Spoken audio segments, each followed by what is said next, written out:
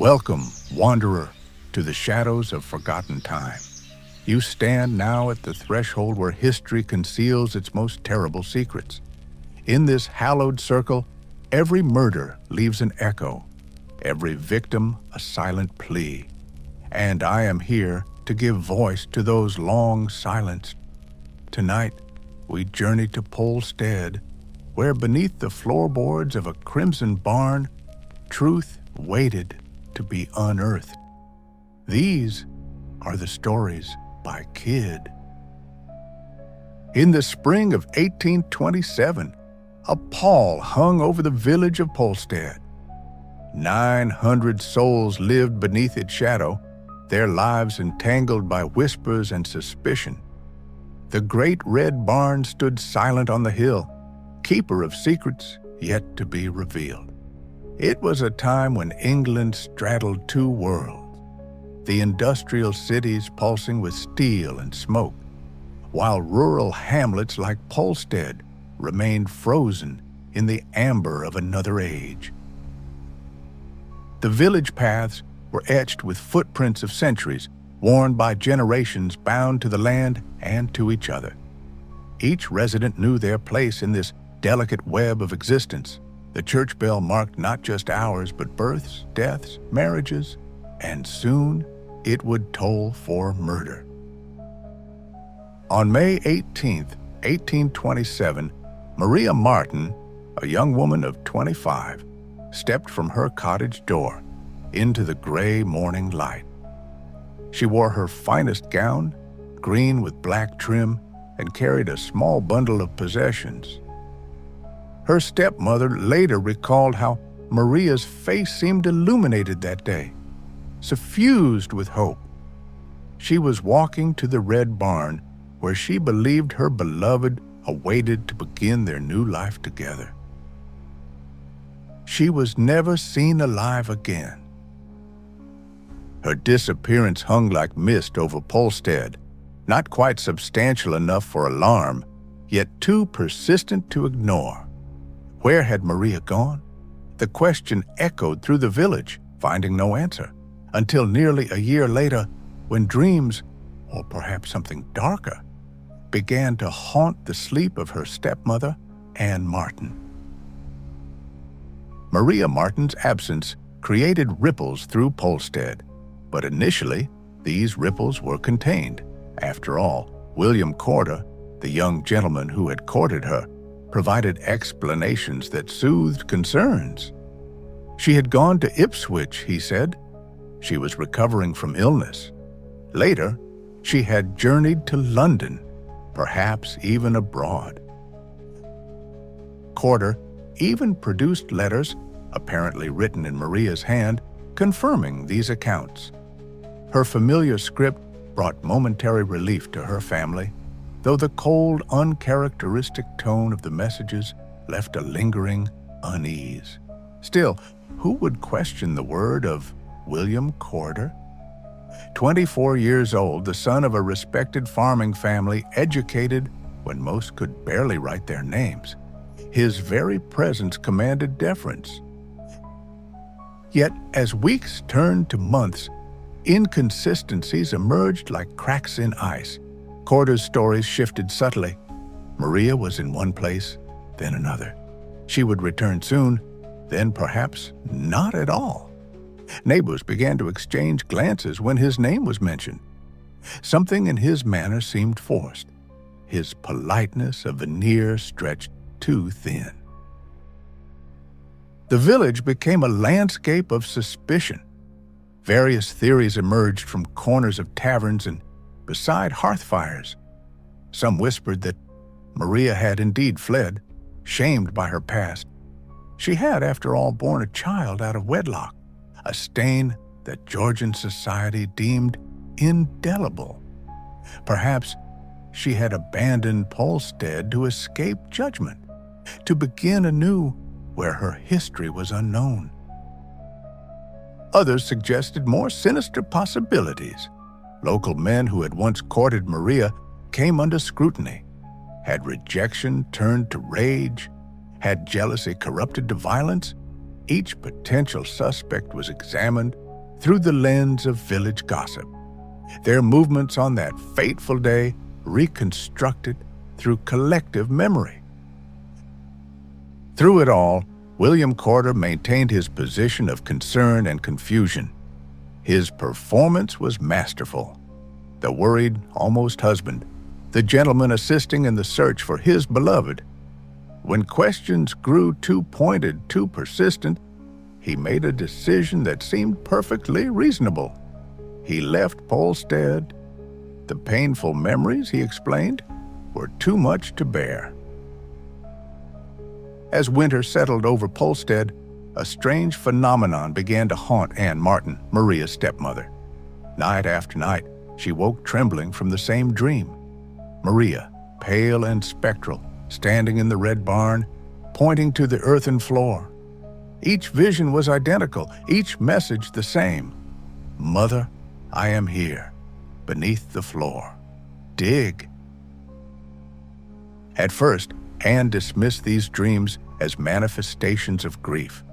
But their persistence, their vivid detail, began to wear away her skepticism. In rural England of 1828, such visions were not merely dismissed as fantasy.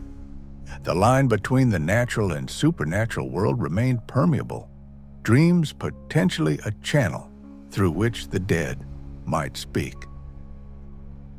After weeks of these visitations, Anne finally approached her husband, Thomas. Reluctantly, she shared the content of her dreams. Thomas, a practical man, resisted at first, but Anne's conviction was unshakable. The dreams continued, each more insistent than the last. On April 19, 1828, nearly a year after Maria's disappearance, Thomas Marten took a spade and lantern and walked the path to the red barn. The structure loomed against the night sky, its weathered red boards like dried blood against the darkness. Inside, the air hung heavy with the scent of old grain and damp earth. Thomas began to dig where Anne had described. 2 feet down, his spade struck something solid yet yielding. Clearing away more earth, he revealed a sack. Inside was the decomposed body of his daughter, still wearing the green dress with black trim she had worn the day she vanished. The dreams had led them true. The discovery of Maria's body transformed vague unease into horror.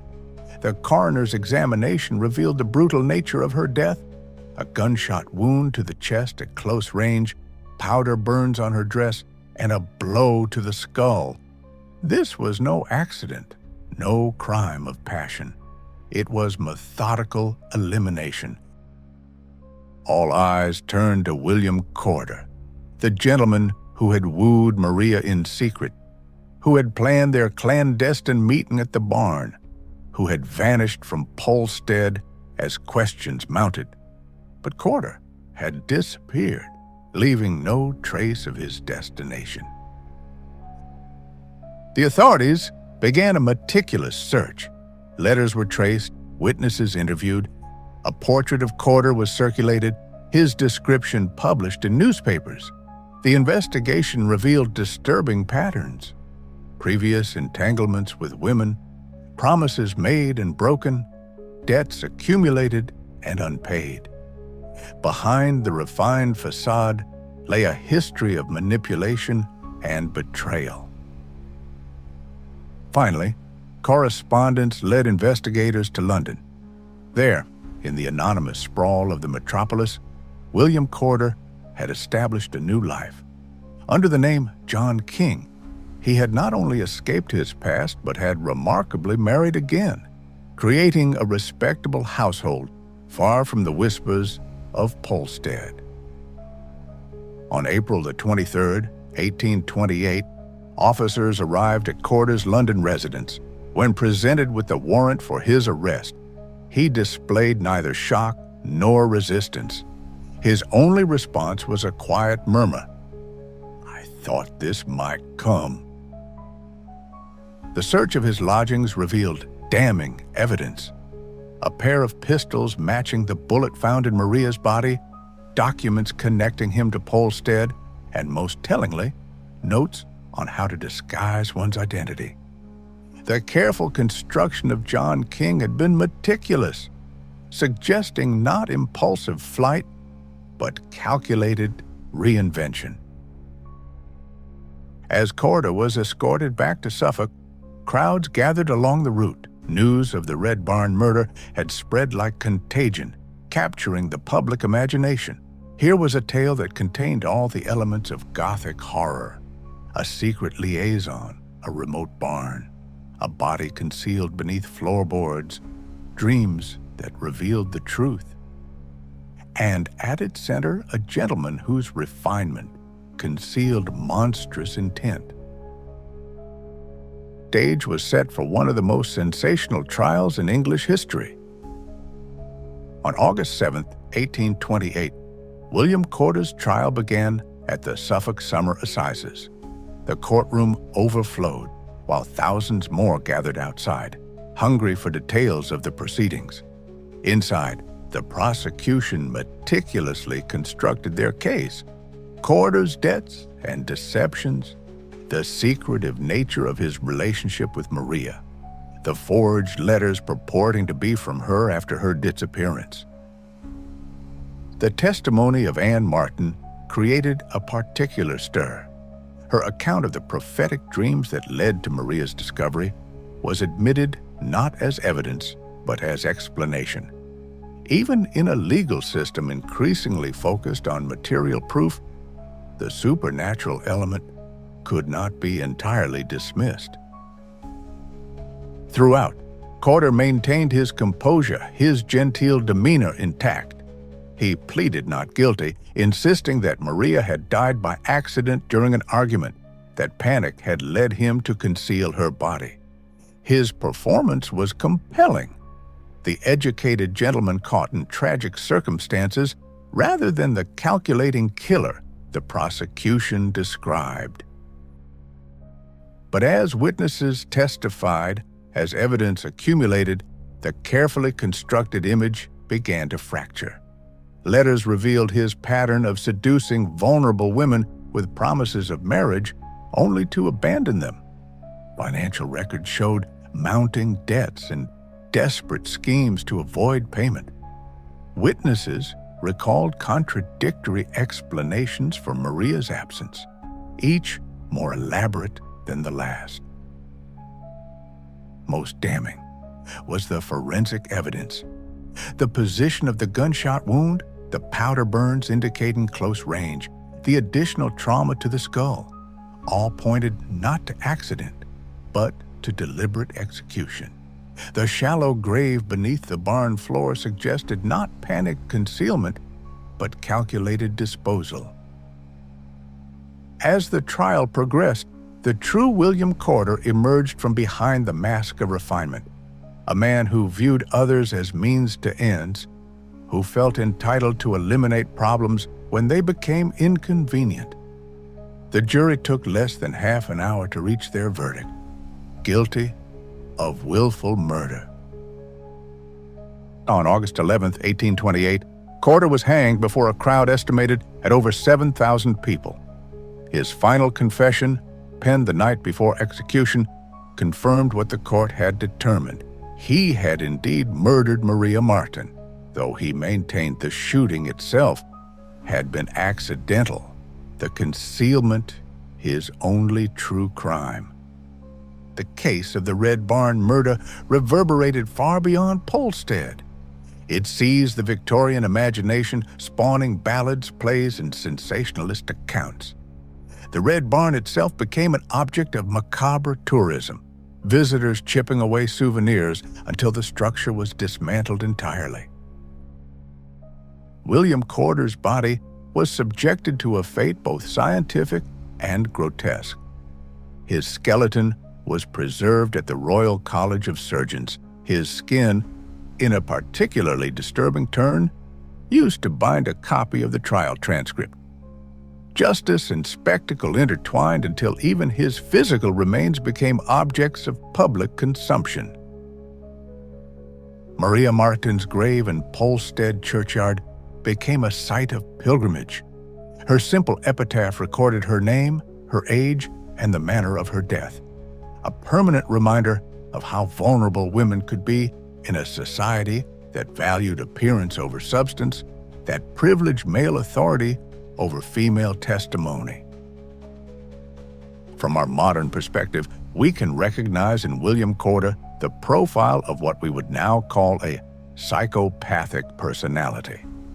His behavior exhibited the hallmarks: superficial charm, manipulative tactics, lack of empathy, compartmentalization of emotion, and an inflated sense of his own cleverness. His confidence in escaping justice wasn't merely practical, but pathological. A belief in his exceptional status, that rules applying to ordinary people somehow didn't apply to him. This psychological exceptionalism found fertile ground in a society that equated class with character, that saw refinement as inherently moral. The Georgian social structure that privileged his word over Maria's, that valued superficial respectability over ethical behavior, created the conditions where he believed, with some justification, that he could literally get away with murder. Today, the Red Barn is gone. William Corder's remains scattered, Maria Marten's grave weathered by centuries. Yet something of this story lingers in Polstead, in the collective memory of a crime that bridged two worlds, the rational and the supernatural, the emerging modern and the ancient folk belief. Anne Marten's dreams, those persistent visions that led to the discovery of her stepdaughter's body, represent the final Gothic element of this tale. Were they merely the product of suspicion and grief, the subconscious mind processing what conscious thought refused to acknowledge? Or was there perhaps something more, some connection between the living and the dead, some channel through which truth could find its way even when all conventional paths were blocked? The Red Barn murder stands as more than a sensational crime. It serves as a shadow mirror reflecting the darkest aspects of its era: the vulnerability of women, the power of class performance, the ways in which appearance could mask monstrosity. In William Corder, we see not just an individual criminal, but the embodiment of a particular kind of predator, one who exploits social systems, who weaponizes respectability itself. And in Maria Marten, we see not merely a victim, but an accusation, her silenced voice eventually speaking through dreams, through earth, through the persistence of those who refused to accept her disappearance as merely another woman gone astray. The bell of Polstead Church no longer tolls for Maria Marten, but in the whispers of this story, in its persistence across centuries, we might hear something of her still, a warning echoing from the shadows of the Red Barn, reminding us that monsters often wear the most respectable faces, and that truth, however deeply buried, finds its way eventually to the light. Now that the tale been told, let us close the circle, the candles dim, and the voices of the past fall silent. But silence is not peace. Another story waits in the shadows. Before we part ways, if these tales of history's darkest corners intrigue you, make sure to subscribe so you never miss the next chapter. Hit that like button to help others discover these forgotten stories.